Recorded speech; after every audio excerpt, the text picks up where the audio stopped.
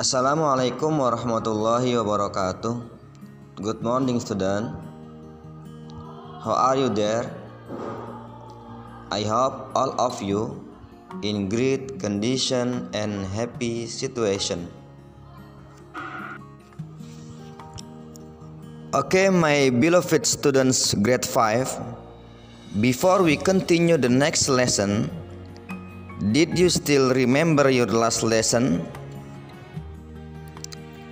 Okay class, let's start our study. Listen and pay attention.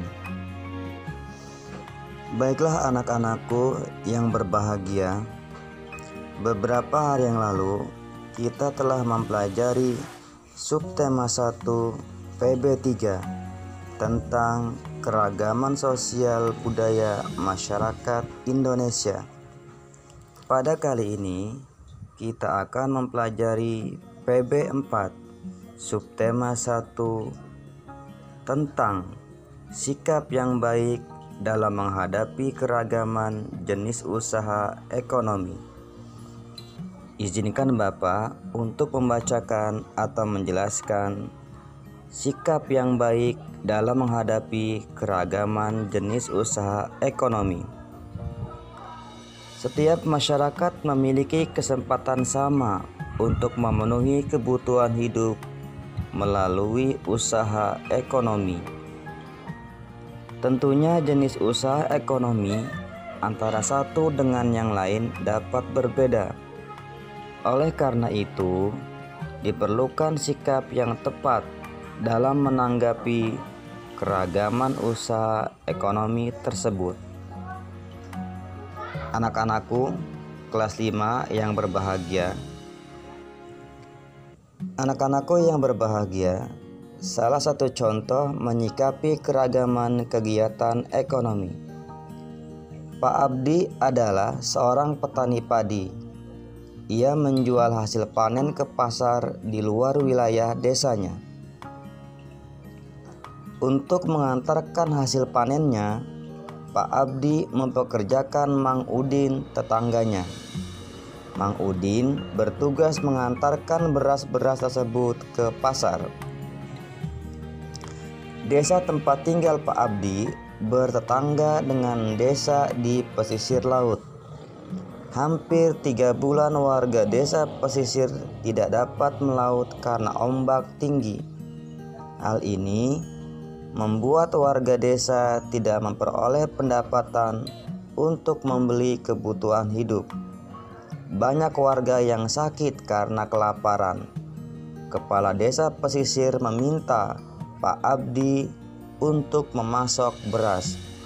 Namun, warga desa tidak memiliki uang untuk membeli beras karena mereka sudah lama tidak melaut.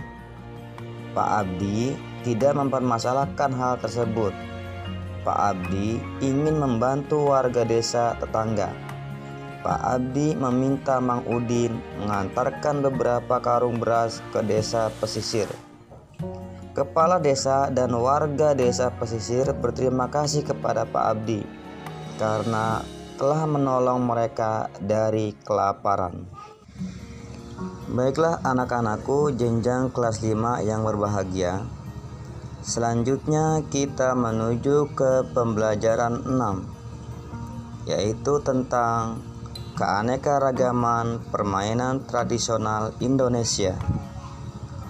Setiap sore, Nina dan teman-teman bermain di lapangan. Mereka memainkan berbagai permainan tradisional Indonesia.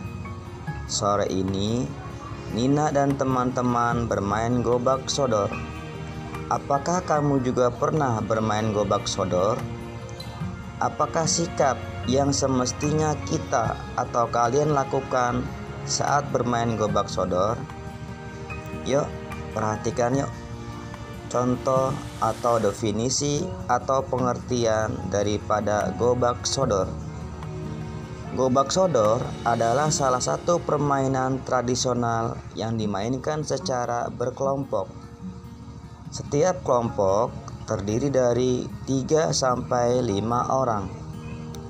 Nama lain dari gobak sodor adalah galah asin atau galasin. Tujuan dari permainan ini adalah menghadang lawan agar tidak dapat melewati baris akhir secara bolak-balik. Gobak sodor biasa dilakukan di lapangan yang dibagi menjadi 6 bagian. Setiap bagian diberikan garis batas menggunakan kapur. Permainan ini terdiri dari 2 kelompok, yaitu kelompok penjaga dan kelompok pemain.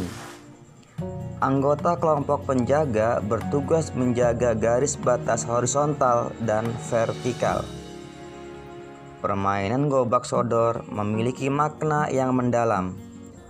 Gobak sodor mengajarkan setiap pemainnya untuk jujur jika tersentuh atau melewati garis batas. Kelompok penjaga juga harus jujur dan tidak berbuat curang dengan tetap berada di garis penjagaan saat menghadapi kelompok lawan. Gobak sodor merupakan permainan yang dilakukan secara berkelompok.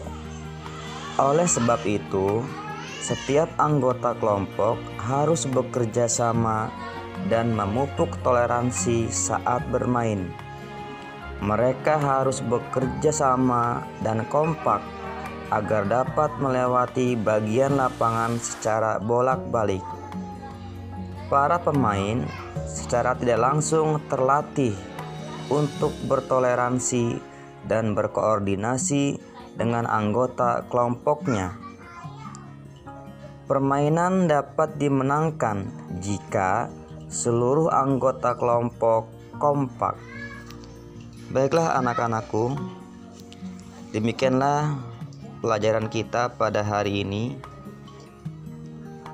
Pelajaran pendidikan kewarganegaraan, baik tadi PB 4 maupun PB 6 telah kita sama-sama dengarkan.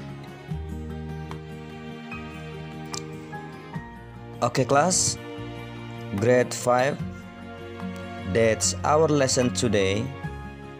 I hope you understand with my explanation I gave.